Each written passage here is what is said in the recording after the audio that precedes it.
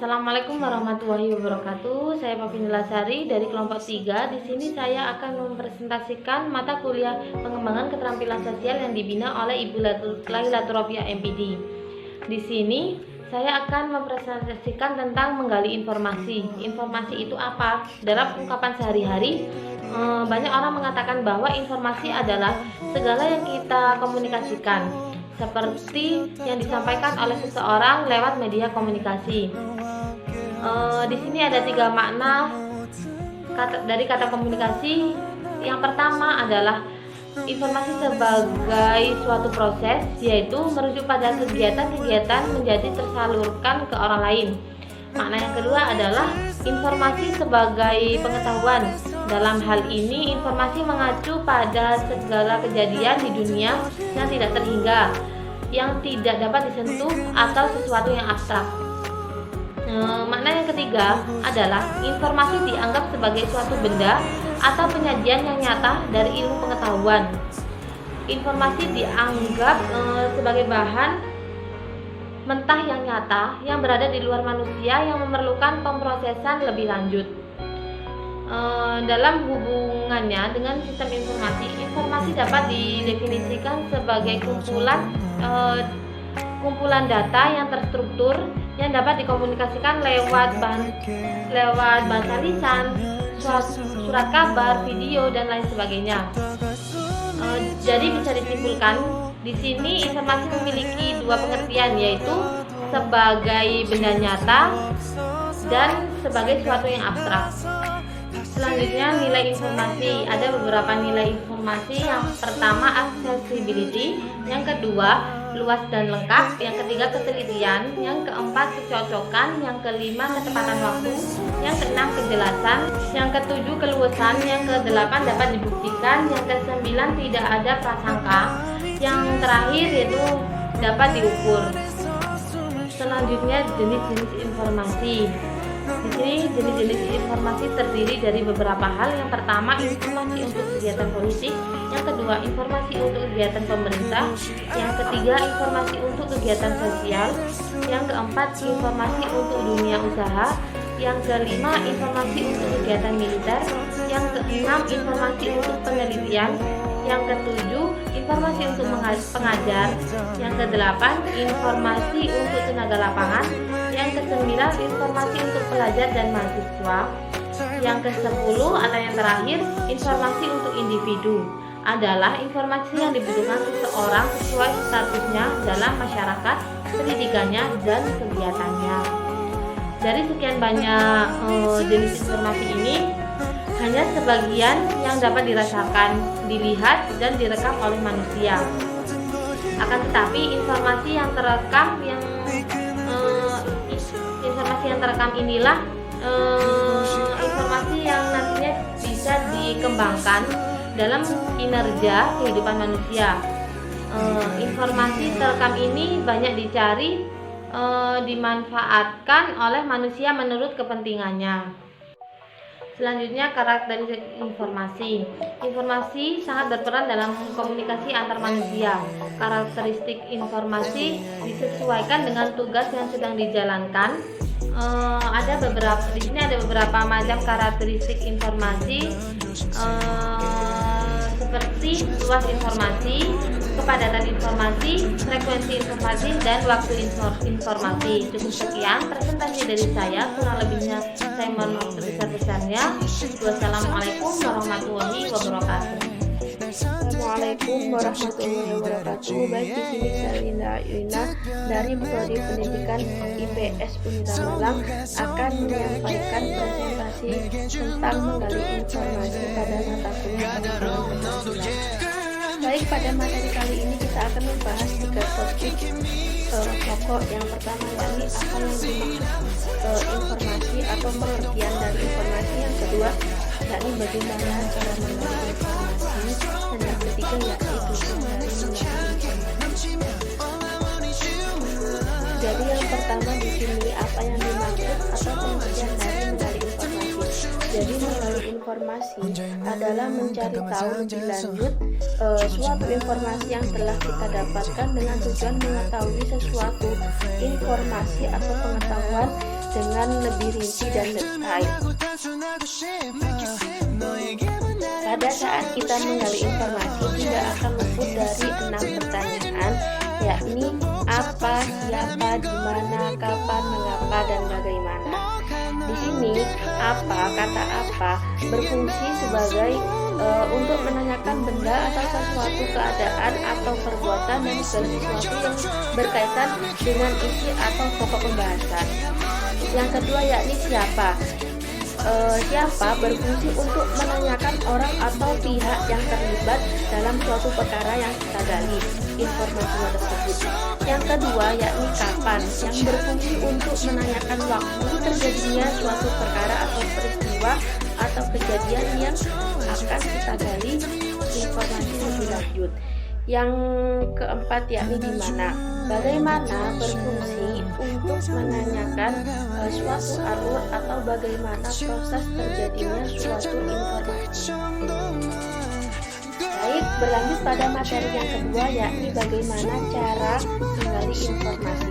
Di sini cara menggali informasi ada 4 cara. Yang pertama yakni menggali informasi melalui internet, yang kedua menggali informasi melalui buku, yang ketiga menggali informasi melalui media sosial, dan yang keempat menggali informasi melalui wawancara. Yang pertama yakni menggali informasi melalui internet.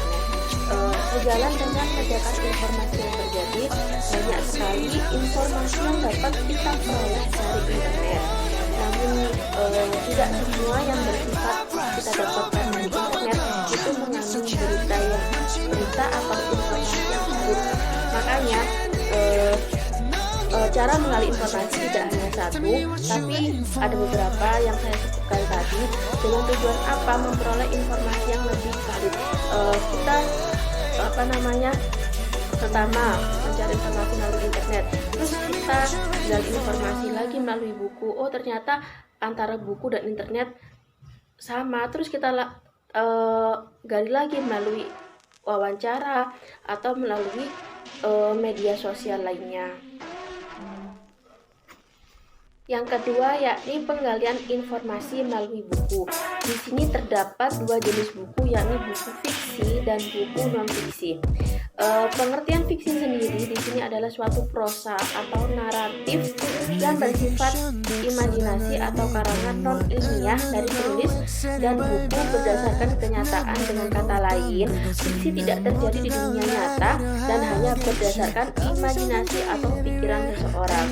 Walaupun fiksi hanya imajinasi penulis, namun fiksi tetap masuk akal dan bisa mengandung kebenaran yang bisa mendramatisasikan hubungan-hubungan antara manusia.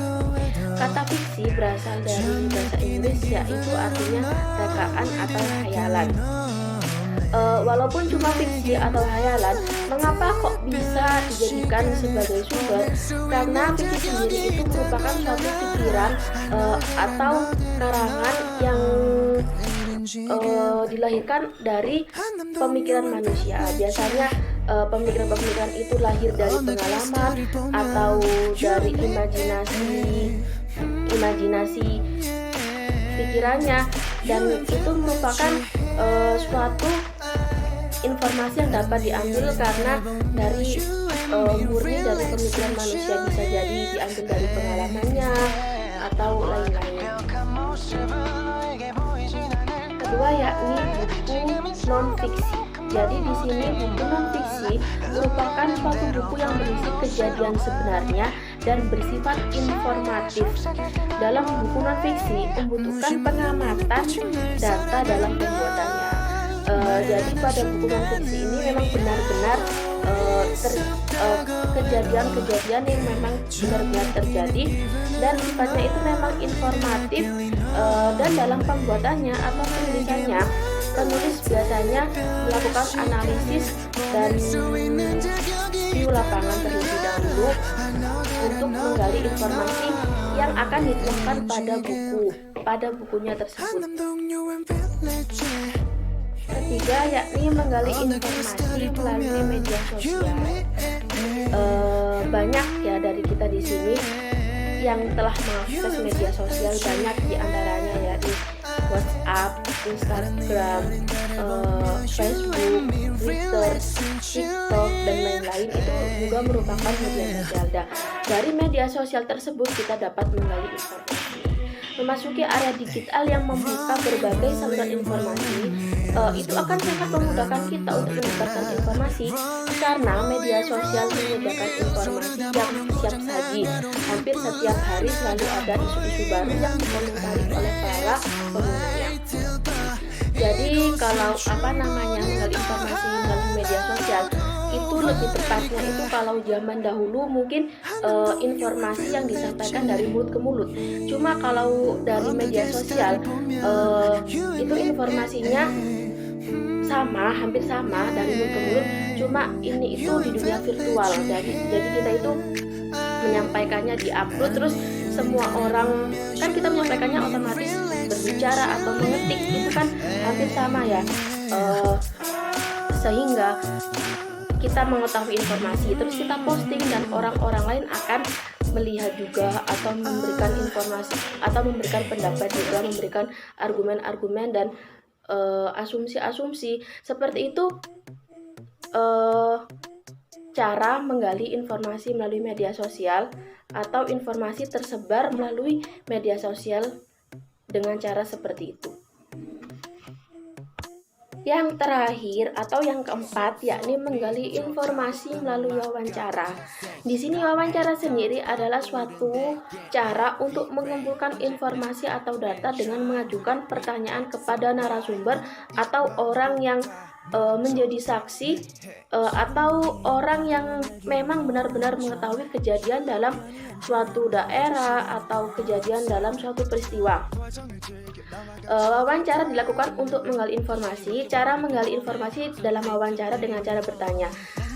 Contohnya, saat kita menyaksikan televisi, seringkali kita lihat seseorang bertanya kepada orang lain, atau biasanya wartawan.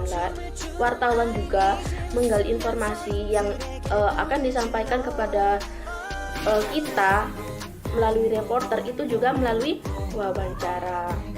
Biasanya wawancara itu identik dengan pertanyaan yang tadi saya sampaikan, yakni apa, di mana, kapan, siapa, dan mengapa, dan bagaimana suatu kejadian itu bisa terjadi. Materi pokok yang terakhir yang akan saya sampaikan yakni tujuan dari menggali informasi. Jadi sangat jelas di sini tujuan menggali informasi yakni untuk mendapatkan pengetahuan yang lebih valid, lebih detail, dan lebih rinci, serta untuk pengetahuan yang lebih luas dan untuk menambahkan profesionalitas dalam sesuatu hal. Cukup sekian presentasi yang saya sampaikan. Ada kurang lebihnya saya mohon maaf yang sebesar-besarnya. Dari saya, wassalamualaikum warahmatullahi wabarakatuh.